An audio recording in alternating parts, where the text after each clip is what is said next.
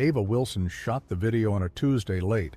She didn't intend for it to be seen past the 30 or so ghosts lurking in that private corner of the internet, the ones who understood the specific cold terror of fighting the bureaucracy when your brain is already trying to kill you.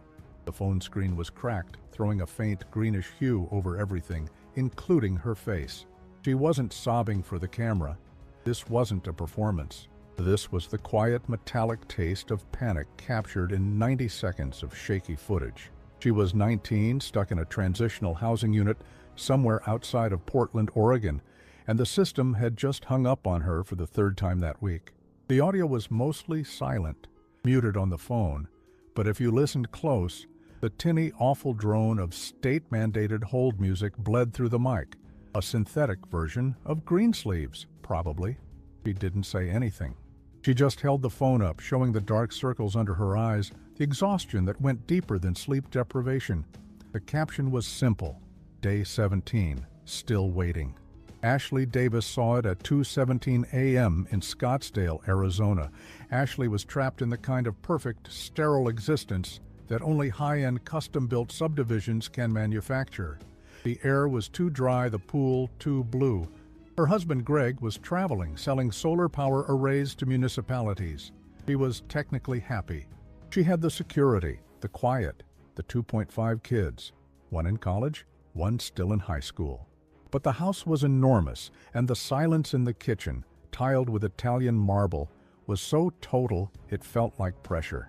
She was scrolling, looking for proof that her own low-grade, constant anxiety was trivial. That's what people do in the dark. They go looking for someone worse off just to breathe. Ava Wilson's video wasn't worse off. It was just real. It cut through the filtered noise like an ice pick.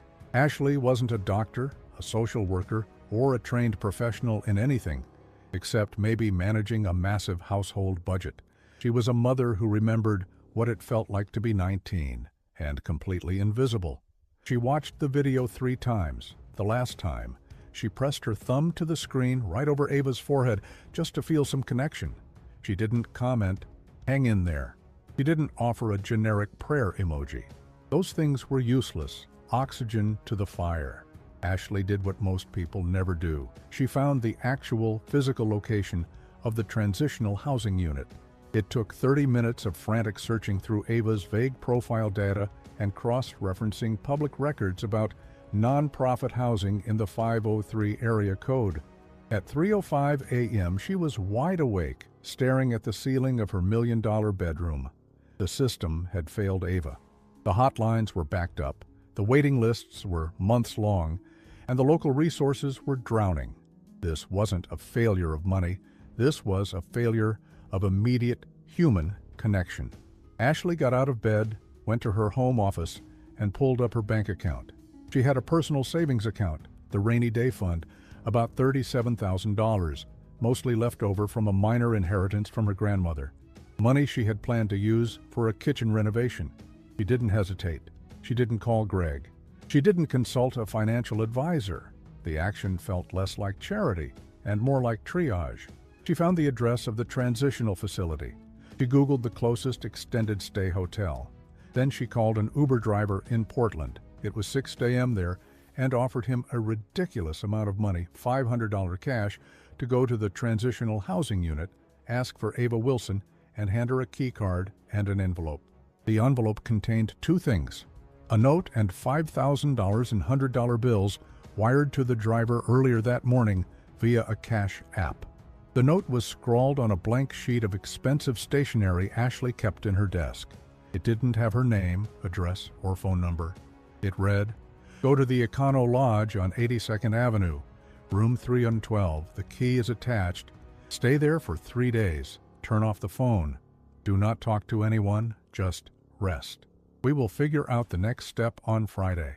The entire transaction was insane, reckless, and completely untraceable. The Uber driver, a tired man named Hector, found Ava 15 minutes later. She looked exactly like she did in the video, exhausted and frail. She took the envelope cautiously, looking around the parking lot like she expected a trap. She didn't open the envelope until she was locked inside room 312 of the Econo Lodge. When she saw the stack of cash and read the note, she didn't cry. She sat on the edge of the cheap, patterned bedspread and stared at the keycard for a full hour.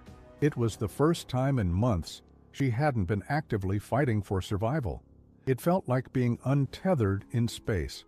Ashley Davis, back in Scottsdale, finally allowed herself to crash. She slept for 5 hours, waking up with a headache and a cold dread that she had done something profoundly stupid. She had handed $5,000 in cash to a stranger through a third-party app and an Uber driver. She was now $32,000 poorer, and she hadn't even met the person she was trying to save. But when she checked her phone, there was a message in the private group sent 8 hours prior. It was from Ava Wilson. The message wasn't addressed to Ashley. It was a general post. "I don't know who you are, but I'm alive. Thank you." That was the spark. That simple, terrifying transaction, built on zero trust and pure desperation, was the foundation. Ashley realized two things almost instantly. First, $5,000 didn't solve Ava's problem. It only bought her 3 days of safe silence. Second, the fundamental problem wasn't resources. It was access. Ava didn't need a year of therapy right now. She needed to survive the next 48 hours. She needed immediate shelter, immediate food, and a complete break from the noise of the system. Ashley called her friend, Sarah Jenkins, a lawyer specializing in property law, who had relocated from Chicago to Phoenix for the dry heat. Sarah was sharp, cynical, and ruthless, exactly the kind of person Ashley needed to anchor her chaos. "I need a structure," Ashley said, skipping the pleasantries. "A way to send money to people who are actively in crisis right now, without paperwork, without liability, and without the government knowing about it until we've already paid the bill." See, Sarah laughed. "Ash, you just described money laundering, tax evasion, and possibly wire fraud, all wrapped up in a pretty little bow. What crisis are we solving? Another late-night shopping spree at Neiman Marcus?" Ashley told her about the video. She told her about the $5,000. She told her about the Econo Lodge. Sarah stopped laughing. "You committed almost 15% of your liquid savings on a gut feeling and an unverified internet post?" "Yes, and it worked. She is safe for 72 hours. Now we need to figure out what happens on Saturday." Sarah, the lawyer, immediately saw the legal disaster. The liability was staggering. If Ava Wilson used that money to hurt herself, or if the Uber driver had been a predator, Ashley was financially and legally ruined. "We cannot operate like this. This is emotional Russian roulette, Ash. We need a shell. We need a 501c3, but not the slow bureaucratic kind. We need a disaster relief mechanism specifically for mental health that bypasses the typical intake process. I don't want a foundation that sits on interest and holds annual galas," Ashley insisted. "I want a demolition crew. I want the money out the door in 20 minutes, not 20 weeks. Sarah sighed, running a hand through her short salt and pepper hair. "Okay, if you want to burn cash instead of manage it, we need a structure that allows for rapid capital deployment, protects your personal assets, and gives us enough legal cover to operate under the radar. We call it a foundation, but we treat it like a private emergency fund." The name came a few days later, after they'd spent almost 40 hours straight on Zoom calls, pulling in a retired accountant from Sarah's old firm, Frank Herrera, who specialized in nonprofit tax law and hated the IRS almost as much as he hated bureaucracy. "We're not giving them money for therapy," Ashley said, defining the mission. "We're giving them money for the silence they need to hear their own voice again. We're paying the debt, covering the rent, buying the flight home, or just paying for 3 days in a clean room, away from the noise." Frank, the accountant, nodded slowly. "So you're providing immediate, actionable relief to silence the external pressures that exacerbate the internal crisis. You're buying them time." "Exactly. We're giving them a voice to say, 'I need help,' and immediately receiving a voice that says, 'Here it is.'" That was it. The Voices That Heal Foundation. It started small, terrifyingly small. Ashley wired $20,000 into a newly created corporate account.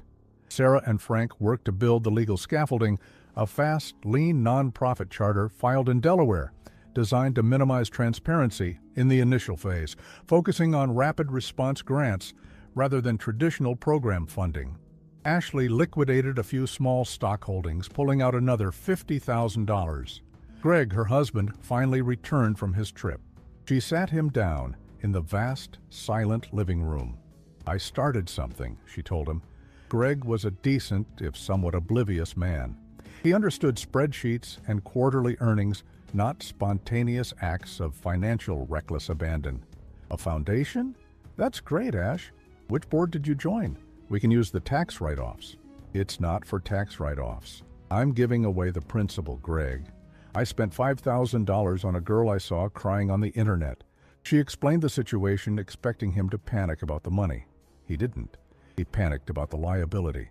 "You could have been scammed. You could have funded something terrible. You are exposing us." "I exposed myself to the possibility of helping someone," she countered. "And I did help her. She's okay." He looked at her, seeing a fierceness he hadn't seen since they were dating in college. "How much do you need?" "I don't know," she admitted. "We need enough to handle 5 Avas a month, maybe 10, and we need a system that doesn't involve me calling Uber drivers in the middle of the night." Greg was a systems guy. He was good at logistics and scaling. He still hated the liability, but he understood the operational challenge. "Okay," he said, rubbing his temples. "We need intake. We need secure disbursement. We need to vet the applicants, but fast. 20 minutes, you said." 20 minutes, Ashley confirmed. They couldn't afford to hire full-time staff yet. They operated out of Ashley's home office, using burner phones and encrypted messaging apps. Their network of boots on the ground was built entirely on trust. Former social workers, friendly local police officers in major cities, and a rotating list of retired veterans who understood the urgency of a crisis situation. The first month they helped 7 people. One was a 58-year-old construction worker in Detroit named Richard. Facing eviction after a severe workplace injury left him unable to walk for 6 weeks. He wasn't depressed, he was desperate. He needed $1-800 for back rent and utilities to stop the eviction process. The Voices That Heal Foundation paid it in cash, wiring the money directly to the landlord's bank account, bypassing Richard entirely. The only condition, a signed receipt faxed back immediately. Another was a single mother in rural Kentucky, Sarah Jane, whose car had broken down. Without the car, she lost her shift work at the factory. Without the work, she lost her insurance, which meant her son, who had type 1 diabetes, couldn't get his insulin refill. Total cost, $750 for a used transmission and $400 for a month's worth of medication. They weren't funding long-term mental health treatment. They were removing the catastrophic external stressors that made survival impossible. They were buying the time needed for the person to stabilize enough to access the long-term resources already available. The system they developed was brutal in its simplicity. Applicants, referred by the private online groups, never through public advertising, submitted a request detailing the single, immediate barrier to their stability. They never asked for therapy funds. They asked for a specific, quantifiable amount of money, usually under $3,000, to solve one immediate problem. Sarah Jenkins managed the legal intake, ensuring the requests were tied to verifiable entities, landlords, mechanics, pharmacies. Frank Herrera managed the money flow, making sure the cash was wired immediately, often within an hour of vetting.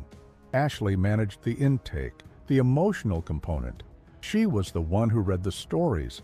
She was the one who kept the foundation human. The challenge wasn't just the money, it was the emotional weight. Reading those stories day after day was a dark education in the catastrophic failure points of the American safety net.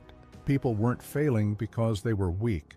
They were failing because the system was designed to have 1,000 paper cuts, and they ran out of Band-Aids. 2 months in, the $70,000 Ashley started with was almost gone. They had helped 21 people. They had stopped 3 evictions, paid off crippling short-term medical debt for 2 families, and bought immediate plane tickets home for 3 people, stranded hundreds of miles from their support systems. Ashley was exhausted, staring at the diminishing bank balance. "We are going to burn out," she told Sarah during a late-night call. "We are a $70,000 bucket trying to catch the ocean." "We need a larger infusion," Sarah said, her voice tight. "Greg could put in more. A bridge loan." "No, this can't be just Greg and me. It needs to be sustainable, but still fast. Traditional fundraising is too slow. We need someone who can donate massive capital without asking for a board seat or a plaque." They needed a ghost angel. The problem with operating in the shadows is that it's hard to ask for help without giving away the operation. They couldn't use traditional donation platforms. Sarah had a wild idea. It was risky, illegal in some jurisdictions, and completely outside the bounds of their nonprofit status, but it was fast. "We need to find a whale who likes chaos," Sarah said. "Someone who hates the system as much as we do, but has the kind of money that makes $100,000 look like gas money." "Who is that, Sarah?" "Tech guys.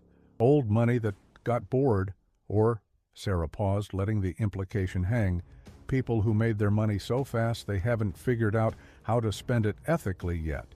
Ashley remembered reading a profile of a tech mogul who had retired at 35 and spent his time building custom microgrids in developing nations. A man who preferred solving infrastructure problems over attending charity balls. His name was Ben Carter. He was notoriously paranoid about his privacy and allergic to public recognition. Perfect. Sarah drafted the email. It wasn't a pitch. It was an invoice. Subject: Invoice for Systemic Failure Mitigation, $300,000. The body of the email was stark. It contained 3 bullet points: the story of Ava Wilson, the story of Richard the construction worker, and a link to the publicly available tax filings for the foundation, the minimal ones that only showed their status, not their granular spending. It ended with a single sentence: "We require this amount to maintain operational velocity for the next 90 days. If you do not agree with the use of capital, simply delete this email." They sent it to a highly protected private email address Sarah had acquired through extremely questionable means involving a cybersecurity consultant in Estonia. They didn't hear back for 4 days. Ashley checked the foundation account balance every hour. They had enough left to help 2 more people, maybe 3, before the well ran dry. On the 5th day, Frank Herrera called Ashley, his voice vibrating with disbelief. Frank Herrera, the man who had seen everything in 30 years of tax law, was speechless. "Ashley, you need to look at the account." Ashley pulled up the banking app. The balance was no longer $7,000. It was $307,000. "The invoice," Frank whispered. "It was paid. Exactly $300,000 wired from a holding company in Switzerland. No memo, no return address." "He sent the money," Ashley breathed. "He sent the money," Frank confirmed, and he didn't ask a single question. The Voices That Heal Foundation had just secured its first major investor, a completely silent partner who wanted the work done, not the credit. It was exactly the kind of chaotic, anti-establishment funding they needed. This confirmed their operational model: focus on the immediate crisis, avoid the spotlight, and let the results speak for themselves. The money was a tool, not a goal. Ashley finally felt a semblance of relief, but it was short-lived. The influx of capital only proved the scope of the problem. $300,000 was a fortune, but it would only cover about 120 urgent interventions. Ava Wilson, the 19-year-old girl who had started it all, called Ashley a week later. She had found Ashley's number through Sarah, who had quietly started helping Ava navigate the legitimate mental health resources in Portland. "I need to volunteer," Ava said. Her voice was steady now, not the broken whisper in the video. "Ava, you just got back on your feet," Ashley cautioned. "You need time." "No, I need to answer those calls. I was there. I know what it feels like to be on hold with the bad music and the phone dying. I know exactly what they need to hear, which is not, 'We will call you back.'" Ava Wilson became their first intake coordinator, operating remotely from a cheap, stable apartment the foundation helped her secure. She was the best person for the job because she didn't offer sympathy. She offered strategy. She knew the language of defeat and the logistics of survival. The system was running, fueled by the desperation of those asking for help and the sheer focused determination of 3 professionals and 1 survivor operating outside the conventional bounds of charity. They had speed, they had capital, and now they had a human face answering the damn phone. But the sheer volume of pain they encountered was rapidly outstripping even the $300,000 infusion. The requests weren't slowing down. In fact, now that the network was established, they were accelerating. They realized they were not just fixing individual crises, they were documenting the systemic damage left by larger institutions. The next application that came across Ava's desk wasn't about rent or a car repair, it was about silence. It came from a college professor in Boston named Dr. Elias Thorne. Thorne taught economic history at a respected university. He had a family, a reputation, and a life that should have been insulated from this kind of collapse. His request wasn't for money, it was for help finding his son, Jamie. Jamie Thorne was 22, a graduate student. He had been suffering from acute paranoid schizophrenia, undiagnosed until he had a public breakdown in the university library. The police had taken him to an emergency psychiatric facility where he was stabilized and then, due to insurance issues and lack of available beds, discharged 3 days later onto the street with a pamphlet and a bottle of pills. He had vanished 2 weeks ago. Dr. Thorne wasn't seeking financial help, he was seeking competence. He had money, connections, and legal resources, and even he couldn't find his own mentally ill son in the American landscape. He needs people on the ground, Ava told Ashley. We can wire money to the police, to private investigators, but that's what he's already doing. He needs someone who knows how the system failed, because that's where Jamie is hiding, in the Gap. This was a different kind of problem. It required boots on the ground, high-level connections, and the ability to cut through legal red tape surrounding privacy and missing adults. It required resources they didn't have, and a level of visibility they absolutely wanted to avoid. We can't get involved in search and rescue, Ava, Ashley said, frustration heavy in her voice. That's too much liability.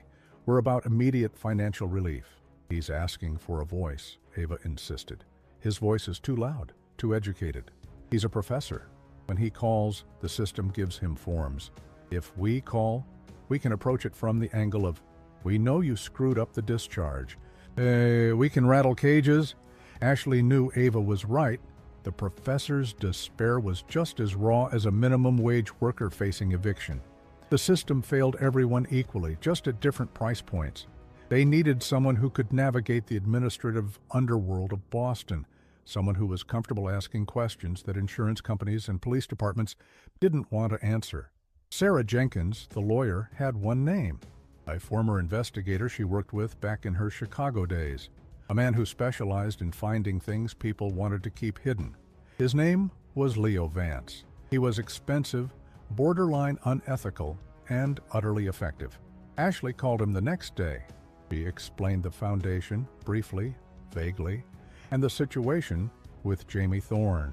You want me to find a missing graduate student who was released by a hospital and is likely off his meds. Leo Vance's voice was gravelly, direct. Yes, you have full financial backing for expenses, no limit. And the pay? Double your normal rate. Cash? No paperwork goes through the foundation ledger. This is a personal expense, handled separately.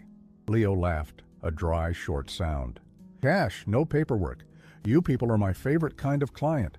You understand how the world actually works? Send me the file. They were officially moving beyond immediate financial relief and into active intervention. They were now in the business of fighting the system face to face.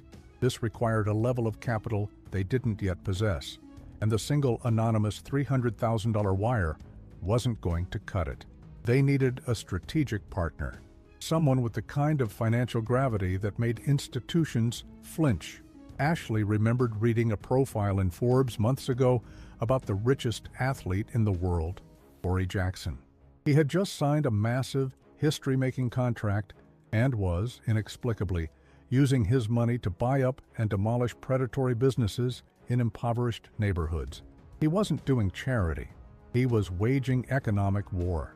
The article mentioned his opaque financial entity, the Anchor Trust. Sarah, Ashley said, looking at the profile of Corey Jackson on her laptop, I think I found our next investor, the one who likes chaos. The basketball player? The one who bought the payday loan companies? Sarah sounded skeptical. He is famous, Ash. We are invisible. Exactly. He operates in the light, destroying the infrastructure of poverty. We operate in the dark, rescuing the victims of that infrastructure. We need to talk to his people. We need to show them the real damage their demolition is causing. The people who fall through the cracks when the dust settles. Jupur. Ashley knew that Corey Jackson wasn't interested in traditional nonprofits. He was interested in measurable impact and the total annihilation of failure points. The Voices That Heal Foundation was built entirely on addressing those failure points, one desperate person at a time. It was the perfect, terrifyingly efficient partnership. She drafted the pitch, not to Corey Jackson, but to the Anchor Trust. It wasn't an invoice. It was a statistical report detailing the direct consequences of systemic mental health care failure, drawn entirely from the 21 cases they had already handled. It was a ledger of human cost, priced out in Econo-Lodge rooms, insulin refills, and bus tickets. She sent the report, completely unsolicited, to the General Legal Counsel address listed for the Anchor Trust's holding company in Wilmington, Delaware. The subject line was simple, demanding attention. The cost of silence, 21 case studies. Ashley sealed the envelope containing the file on Jamie Thorne and shipped it overnight to Leo Vance in Boston. She then sat back in her silent Scottsdale home, waiting for either the police to show up asking about her illegal financial operations, or for the richest man in America to answer her call for help. The clock was ticking on Jamie Thorne. The clock was always ticking. Leo Vance didn't bother with the overnight shipping box. He ripped the contents out of the FedEx sleeve the second it landed on his desk in his dimly lit office in South Boston. The Thorne file wasn't thick, but it was dense with the kind of bureaucratic poison that curdles your stomach. Police reports referencing disoriented subject, hospital intake forms with redacted discharge notes, and a single heartbreaking photo of Jamie Thorne, smiling, pre-collapse. Leo didn't waste time calling Ashley. He knew what she was doing. He respected the chaos. He was paid to deliver results, not therapy. He caught the red line down to the medical district, looking exactly like the kind of man you wouldn't want sitting next to you on public transit. Worn leather jacket, permanent 5 o'clock shadow, and eyes that moved too quickly. He didn't approach the hospital security desk. That was the front door. Leo always used the service entrance. The emergency psych facility was a low, ugly brick building attached to the main hospital, smelling faintly of bleach and stale coffee. They had discharged Jamie Thorne at 3:00 p.m. on a Thursday, standard operating procedure, when the insurance clock ran out. Leo found the loading dock manager, a guy named Mike who looked 10 days past retirement, smoking by the dumpster. Mike didn't want to talk about patient discharges. He wanted to talk about the Celtics. Leo listened for exactly 3 minutes, then slipped Mike a crisp $100 bill. "I need the internal communication log for the 3rd floor, Psych Wing, March 14th, Leo said, his voice flat. Specifically, who signed off on Jamie Thorne's discharge paperwork and which cab company picked him up. Mike's eyes widened. "That's patient info, man. I can't touch that." Leo placed a second 100 on top of the first. "You're not touching it. You're giving me the internal phone number for Brenda in records. She's the one who gets pizza delivered every Tuesday at 11:45 a.m., usually pepperoni, and she's the one who hates the head nurse, right?" Mike blinked. He swallowed hard. The money was gone. "The number's 4118. Tell her Mike sent you. She owes me a favor." The system always had a leak, Ashley had realized. It was never the perfect, seamless machine the paperwork implied. It was held together by tired people, resentments, and overdue favors. Leo Vance knew exactly where to put the pressure. By the end of the day, Leo had the cab company manifest. Jamie Thorne hadn't gone home. He'd gone to a shelter downtown, stayed for one night, and then disappeared into the labyrinth of the Boston Common. Leo called Ashley at 9:01 p.m. Arizona time. "He's running," Leo reported, skipping the preamble. "He's off his meds, scared but not suicidal yet. He's avoiding the grid. The professor wasted 2 weeks calling the official channels. We lost the critical 72 hours.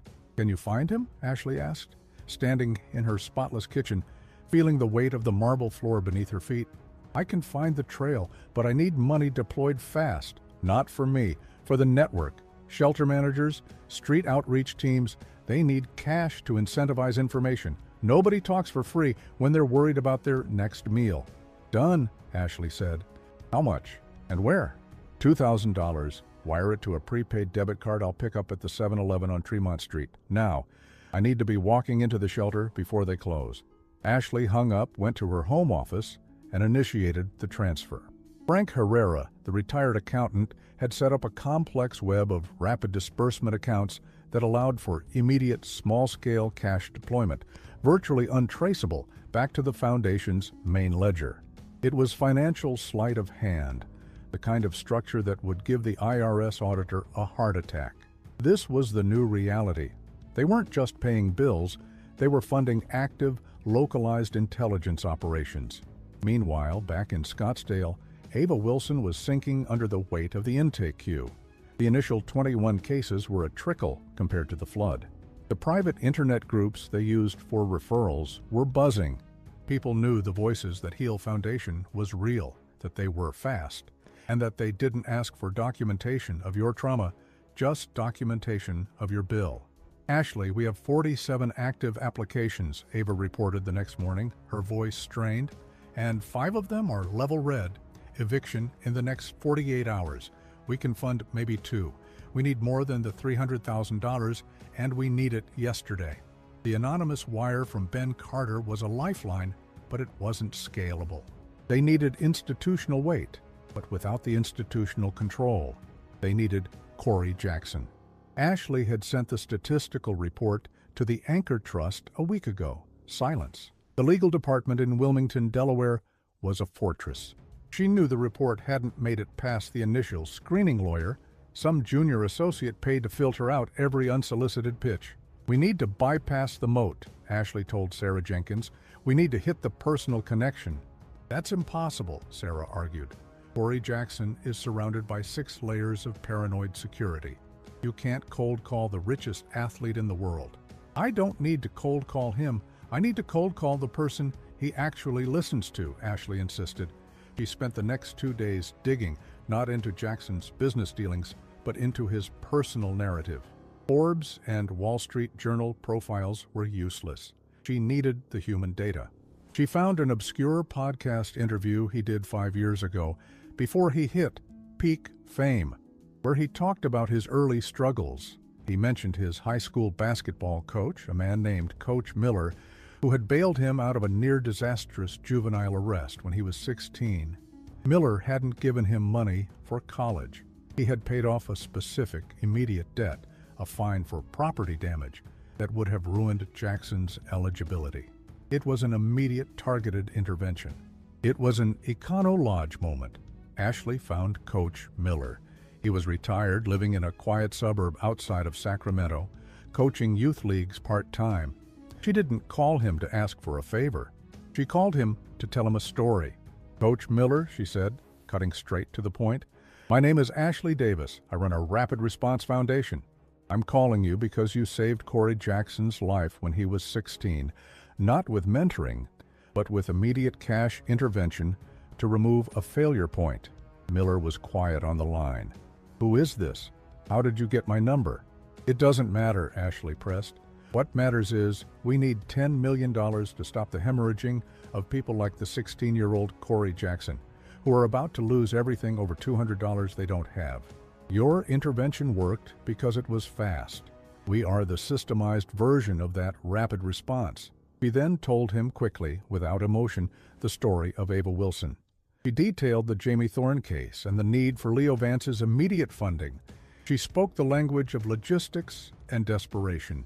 I need you to send a single, short email to Corey Jackson's private email address. Tell him to look at the report the Anchor Trust received last week. Tell him the people who wrote it understand how you saved his life. Coach Miller hung up on her. Ashley stared at the phone. It was insane. It was the longest shot she had ever taken. But if it worked, she wouldn't have to worry about the $300,000 running out for a long time. 24 hours later, the email came. It wasn't from Coach Miller. It was from the chief legal counsel of the Anchor Trust, a woman named Vanessa Price. Subject: requested meeting. The body contained only a time, a date, and a secure video link. No pleasantries, no agenda. They want a meeting, Ashley told Sarah, who was reviewing the foundation's liability exposure on the Thorn case. They don't want a meeting, Ash. They want to vet you and shut you down. They don't want their golden boy associated with a bunch of reckless vigilantes sending cash to strangers, Sarah warned. Then we show them we aren't reckless. We show them we are the most efficient disaster relief operation they've ever seen. Jackson wants results. We give him a live result. Ashley needed Leo Vance. Leo was in a shelter cafeteria in Dorchester, eating bad coffee and stale donuts, watching the faces. He had been feeding photos of Jamie to the local street population, offering small cash rewards for actionable sightings. He was close. The prepaid debit card funded by the foundation was almost empty. He had a brief conversation with a woman who ran the food pantry, a veteran who remembered seeing a young man fitting Jamie's description 3 days ago, obsessed with reading old economic textbooks, hiding in the back corner of the library. He was talking about the gold standard, the woman had said, shaking her head. Lost in space. Leo called Ashley back. I'm zeroing in. He's following a pattern, a delusional anchor based on his economic studies. He's moving toward the financial district, hiding in plain sight. Ashley had the video meeting scheduled for 10 a.m. the next day. She needed Jamie Thorn found by then. She needed a win she could show off. Leo, I need a visual confirmation before 10 a.m. EST tomorrow, Ashley demanded. This isn't a TV show, Ashley. This is psychotic intervention. We get him when we get him. You get him now. I need the leverage. Leo sighed on the line. You're funding a rescue mission for a billionaire, Ashley. You realize that, right? This isn't charity. This is a PR stunt for your foundation. It's about proving that the immediate chaotic intervention works faster than the system, Ashley shot back. It's about saving the next 500 Jamies. Get the job done. Leo hung up. He hated being rushed, but he understood the game. He started focusing his search grid on the public libraries and university reading rooms surrounding the financial district, the places a brilliant, frightened young man steeped in economic theory would go when the world made no sense. The Anchor Trust meeting was sterile. Ashley sat alone in her massive office, facing a high-definition screen showing 3 impeccably tailored lawyers, Vanessa Price, 2 male colleagues, and a silent, dark-skinned man in the corner who looked too young and too bored to be an attorney. Ashley assumed he was Jackson's personal chief of staff. They skipped the pleasantries. Vanessa Price, the lead counsel, had a voice like polished steel. Ms. Davis, your operation appears highly unorthodox, she began. The rapid capital deployment, the lack of traditional intake structure, the use of non-vetted third parties like independent contractors in Portland. Hector the Uber driver, Ashley supplied. Yes, it suggests an unacceptable level of liability risk. Mr. Jackson's philanthropic efforts are focused on high-impact, measurable, systemic change. We are not interested in funding individual anecdotal distress. You are interested in demolishing the infrastructure of failure, Ashley corrected, leaning into the camera. We are the cleanup crew. When you shut down a predatory loan business, those clients don't magically stabilize. They still need the rent money this month. They still need the insulin refill. The failure points you eliminate create catastrophic fallout that the existing nonprofits are too slow to catch. She pulled up a slide, not a pie chart, but a photo of Ava Wilson, taken a week ago, looking healthy, volunteering in a food bank. Next to it, the original video screen grab, the cracked glass, the greenish hue. The system gave this girl a 17-day wait time for a caseworker, Ashley said. We gave her a key card and $5,000 in cash in 90 minutes. That's our metric, velocity. One of the male lawyers started to interrupt, talking about the 501c3 compliance. Ashley cut him off. Let me show you velocity right now. She pulled up an encrypted chat window. She had told Leo Vance to send a specific coded message the moment he found Jamie Thorn. The screen showed a single message pop up. Anchor secured, location confirmed. Ashley looked directly at the camera. addressing the silent man in the corner, the one who was probably the personal chief of staff.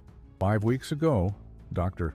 Elias Thorne, a respected professor with every resource available to him, lost his schizophrenic son to the streets of Boston because a hospital discharged him without a safety net, Ashley stated calmly.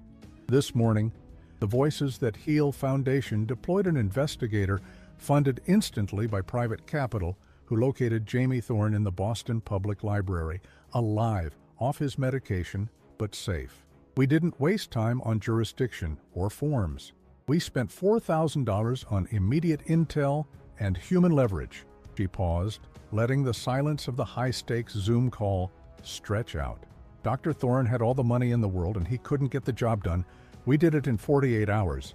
Vanessa Price looked genuinely stunned. You're running a private investigation service? We are running a triage operation. Whatever the crisis demands, we fund.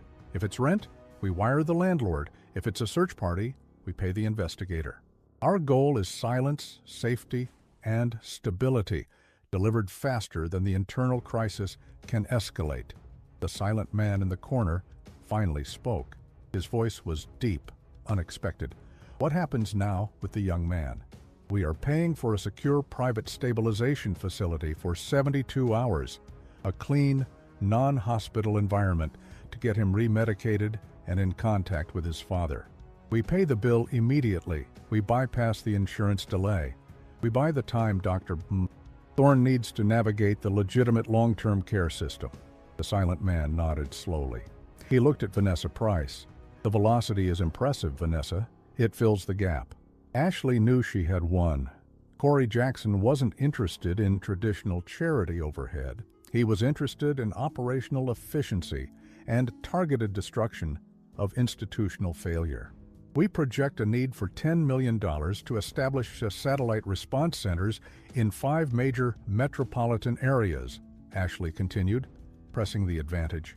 That capital allows us to handle 4,000 immediate interventions a year. That's 4,000 people who get the time they need to stabilize instead of joining the statistics. Vanessa Price cleared her throat. Ms. Davis, assuming the Anchor Trust decides to move forward, we require a verifiable structure for accountability. Even with rapid deployment, we are willing to fund a trial period, but we need monthly reports detailing the exact nature of the intervention and the measurable outcome. We will provide the reports, Ashley confirmed, but the only measurable outcome is survival. Did they stabilize, yes or no? That's the entire spreadsheet. The silent man intervened again. We will fund the first year of satellite operations, $10 million, but we need a specific point of contact for logistical alignment. We have infrastructure resources we can deploy, secure communication, data encryption. We don't want the IRS or any other agency tracing these capital flows back to us or to your personal assets. Ashley felt a wave of dizzying relief. $10 million. That wasn't a bucket catching the ocean. That was building a dam. Sarah Jenkins, my legal counsel, will be your point of contact, Ashley said. She specializes in keeping us invisible. The call ended abruptly, the lawyers signing off like they had just closed a hostile takeover. Ashley leaned back in her chair. The fight wasn't over. It was just starting. Now they had the capital, which meant they had the responsibility. They were no longer a small, panicked operation. They were a funded, chaotic demolition crew. Leo Vance called 20 minutes later. We have Jamie. He's safe. He's confused, but he's with his father. Thorne is asking who paid the bill. Tell him it was the sound of silence, Ashley said, tired but resolute, and tell him we need him to vouch for us with his contacts. We need better information flowing from the academic and medical communities about discharge failures. You already leveraged the rescue for a $10 million check, didn't you? Leo chuckled, a genuine rare sound. We bought the time we needed, Ashley corrected him. Now we have to use it. The $10 million wire hit the Foundation's account 48 hours later, dwarfing Ben Carter's initial $300,000. The Anchor Trust, true to Jackson's style, provided zero communication beyond the transaction memo. Systemic mitigation, Q1FY2. The scaling began immediately. Sarah and Frank were forced to hire actual staff, not social workers. but logistics analysts and former military planners who understood how to move resources quickly and discreetly across state lines. They established 5 rapid response centers, small unmarked offices in Phoenix, Chicago, Atlanta, Denver, and Portland, where Ava Wilson continued to operate as the lead intake coordinator. Ava was the engine. She filtered the hundreds of weekly requests, applying the brutal triage criteria. Is this a single, immediate financial barrier? Is the amount under $5,000? Can we verify the recipient, landlord, mechanic, doctor? Within 2 hours, they kept the money moving, avoiding the bureaucratic temptation to start their own long-term programs. They were strictly a bridge, a few $1,000s to buy the 2 weeks of safety needed to catch a breath. But the success brought a new, far more dangerous problem: scrutiny. When you start fixing problems that the established institutions are failing at, those institutions start asking questions. Landlords were receiving large anonymous cash wires. Mechanics were getting paid in full via encrypted transfers. And now private investigators were being funded to bypass police searches for missing persons.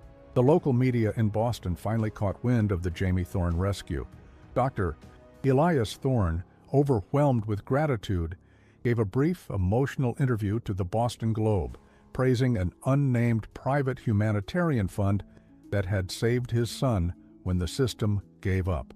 The article was small, buried deep in the metro section, but it was enough. The head of the emergency psychiatric facility that had discharged Jamie Thorne, a Dr. Philip Vance, no relation to Leo, read the article. He saw the implication that his facility was negligent. He initiated a full internal investigation, focusing not on the discharge policy, but on who leaked the internal records. Leo Vance, in turn, found himself under pressure, not from the police, but from the hospital's legal department, which was trying to subpoena the foundation's records, attempting to identify the source of the leak. "They are trying to bankrupt us with discovery, Ashley," Sarah warned. "They want to know who is funding the investigator who exposed their negligence." "We can't give up Leo. He is our boots on the ground," Ashley insisted. "We won't," Sarah said, tapping her pen against the file. "But we need an exit strategy for Leo, and we need to show the hospital that we aren't just a charity. We are a massive financial entity now, backed by resources they cannot match." This was the moment the Anchor Trust funding truly mattered. Sarah deployed their newly established legal team, a ruthless group of corporate defense attorneys funded entirely by the Jackson Capital, to file an immediate countersuit against the hospital for wrongful discharge and medical malpractice, using Jamie Thorne's case as the spearhead. They didn't want to win the lawsuit, they wanted to send a message. The message was this: if you fail a patient and we have to clean up your mess, we will use our capital to crush your administrative infrastructure. The hospital backed down instantly, dropping their demand for the foundation's records. Dr. Philip Vance was forced to issue a carefully worded statement about reviewing discharge protocols. The Voices That Heal Foundation had successfully weaponized philanthropy. Ashley, however, was struggling with the personal cost. The scale was overwhelming. She had gone from saving one girl in Portland to managing an intervention portfolio for the entire country. She hadn't slept a full night in months. Her marriage to Greg was strained. He felt shut out, managing his solar business while she was running a high-stakes, ethically ambiguous shadow organization from their spare room. One evening, after closing a particularly difficult case, a woman in Houston who needed emergency dental surgery because the infection was triggering psychotic episodes, Ashley sat at her desk staring at the screens. She had done the math. The $10 million was going to run out in 2 years at the current burn rate. The problem wasn't shrinking, it was growing faster than their capital. She pulled up the list of beneficiaries. 87 people saved in 3 months. A small number in the grand scheme, but 87 stories of survival. She saw a new message in the Secure Coordinator channel. It was from Ava Wilson. "Ashley, we have a new one. This is different. I don't think we can fix this with money, but she's asking specifically for the voice." The request came from a small town in rural Montana, A woman named Clara Jensen. She was 45, a school bus driver, widowed, and had just lost custody of her 2 children after a court determined her recent severe depression made her an unfit parent. Clara wasn't asking for money for a lawyer. She wasn't asking for shelter. She was asking for $800 to rent a dilapidated cabin deep in the wilderness, 2 days' drive from her town. Her note was the shortest Ashley had ever seen. "I need to disappear for 3 weeks. If I stay here, I will hurt myself trying to get them back. I need to be alone, silent, to remember what my voice sounds like before I fight the custody battle." This wasn't about financial relief. It was about psychological retreat, funded by an unknown chaotic foundation. It felt like the core mission, buying time, buying silence, but the liability was staggering. If Clara harmed herself alone in that cabin, the Voices That Heal Foundation was directly responsible. Ashley didn't hesitate. She looked at the note again. "I need to be alone, silent." She wired the $800 to the cabin owner, bypassing Clara entirely. She then called Ava. "Send Leo Vance," Ashley instructed. "Leo, in Montana? He does high-stakes missing persons, not welfare checks. I need him to drive to the nearest town, set up an anonymous account with the local general store, and wire them enough cash to deliver food and supplies to that cabin every other day for 3 weeks. He can't approach her. He just needs to make sure she stays alive and that the local system doesn't find her. We are buying her silence, Ava. We have to defend that purchase." Leo Vance, the ruthless investigator, was now tasked with running silent covert supply drops for a depressed bus driver in the Montana wilderness. The foundation had officially entered the realm of the absurd, and Ashley knew that was exactly where they needed to be. They were beyond the spreadsheets, operating purely on the terrifying, necessary calculus of human survival. The $10 million was burning fast, fueling the engine of organized chaos. They were fighting the system on every front, and the system was starting to fight back. They needed to find a way to make the money last, to institutionalize the speed without losing the soul that Ava Wilson's simple, desperate video had created. The next challenge wasn't money, it was logistics. It was finding more Leos, more safe havens, and more ways to hide the truth of their operation from a world that preferred suffering to efficiency. The $10 million wire wasn't a solution, it was a contract. It meant Ashley had traded her anxiety for sheer operational terror. She had zero time to breathe, zero time to feel proud of the 87 people they'd kept breathing. The influx of capital meant they had to move faster, cover more ground, and institutionalize the chaos that had been born of a single, reckless Uber ride. The biggest shift wasn't in the bank account. It was in the communication. Leo Vance, the investigator, was now sending her encrypted satellite coordinates from Montana, detailing the covert food drop for Clara Jensen, the depressed bus driver. Ava Wilson, the original beneficiary, was managing a flowchart that tracked short-term stability rates versus intervention cost, a metric that Frank Herrera, the retired accountant, kept screaming was going to land them all in federal prison. "We are running a black ops financial rescue," Frank yelled over a secure line one morning, his voice raw from stress. "The amount of untraceable cash leaving this account is attracting attention in D.C. They don't care about the good work, Ashley. They care about the pattern." "The pattern is people surviving," Ashley retorted, staring out the window at the relentless Scottsdale sun, the kind of sun that baked everything clean, including the fear. "No. The pattern is a multi-million-dollar foundation, filed in Delaware, operating out of a residential home in Arizona, deploying cash in small, targeted bursts that bypass every established financial monitoring system. We look like a funding arm for a domestic terrorist cell, except we're buying insulin." Ashley knew he was right. The system wasn't designed for efficiency or compassion, it was designed for documentation and control. Their entire operational philosophy, velocity over verification, was a direct affront to the IRS and the FBI's Financial Crimes Division. They tried to mitigate the risk. Sarah Jenkins established layers of shell corporations, creating distance between Ashley's personal finances and the Foundation's lethal deployment. They leased small, anonymous office spaces in the 5 target cities, hiring staff who specialized in discretion, people who understood that the real work happened off the books. But the emotional cost remained Ashley's alone. Greg, her husband, had moved into the guest house. He hadn't asked for a divorce, but he had defined boundaries. He couldn't share a bed with the kind of financial and legal risk she now embodied. He couldn't sleep next to the woman who took calls at 3 a.m. from ex-military logistics planners about securing safe houses in abandoned industrial zones. "You're not saving people, Ashley," he'd told her during a strained dinner a week prior. "You're starting a war you can't win, and you're using our life as the casualty." He didn't argue. He wasn't wrong. The sheer volume of incoming distress was drowning them. They were getting requests from veterans facing court-martial over minor debt, from undocumented students needing quick flights back to their home countries before deportation, from people trapped in abusive living situations who just needed a $500 security deposit to escape tonight, not next month. The $10 million was a finite resource fighting an infinite failure.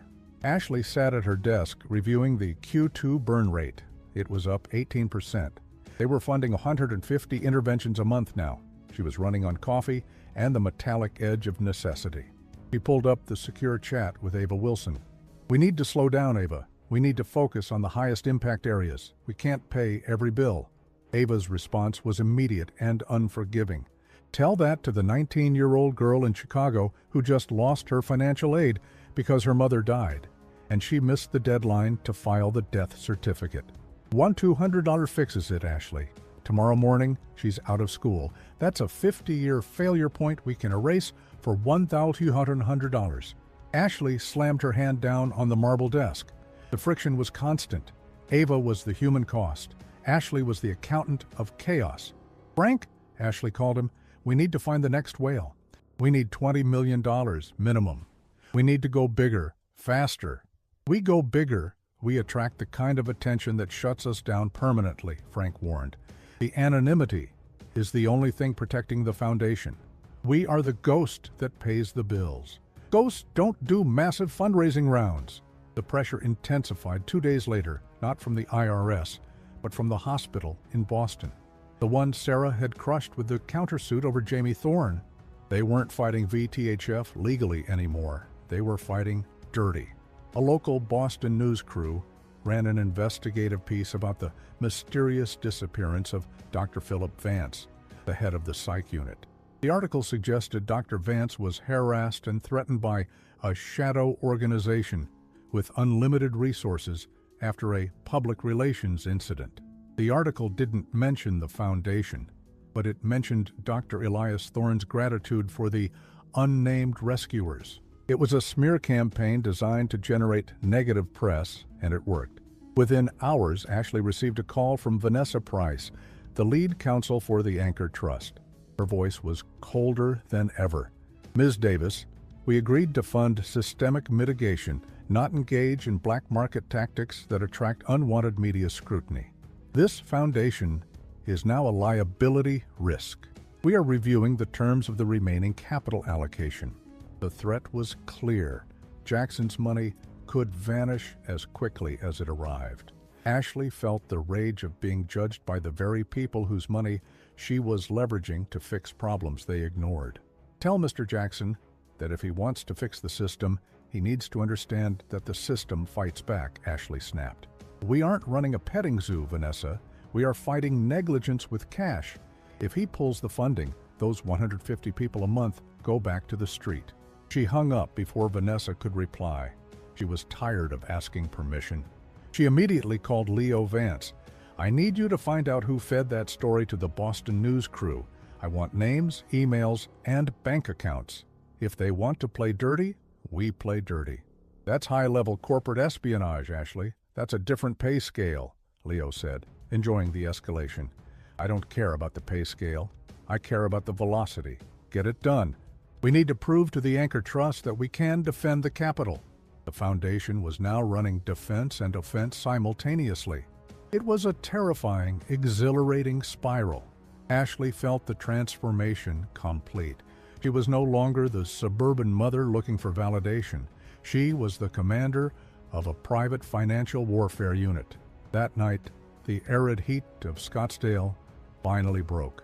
A rare thunderstorm rolled in, shaking the silent house. Ashley was sitting alone in the office watching the storm, the foundation account balance open on one screen, Ava Wilson's intake queue on the other. A flash of lightning illuminated the front yard.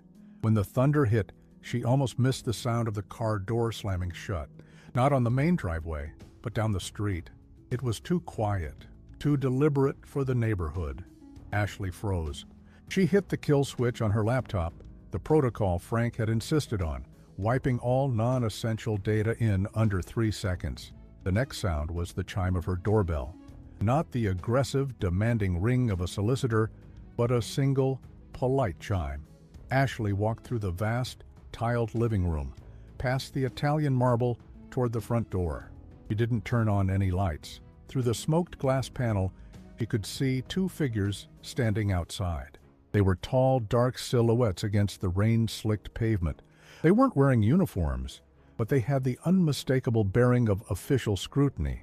One held a small leather folder. She didn't open the door. She didn't ask who it was. She just looked at the shadow of the man holding the folder, waiting. The man spoke, his voice muffled slightly by the thick door, but perfectly audible over the drumming rain. "Ms. Davis, we know about the transfer to the Econo Lodge on 82nd Avenue. We need to talk about the source of the funds." The silence she had fought so hard to purchase for others had finally run out for her. Ashley Davis stood absolutely still in the darkness, the thunder rolling overhead, and thought about the next move. She knew exactly what she needed to do. If you know someone who needs the time to breathe, send them to the dark. Find the Voices That Heal Foundation now.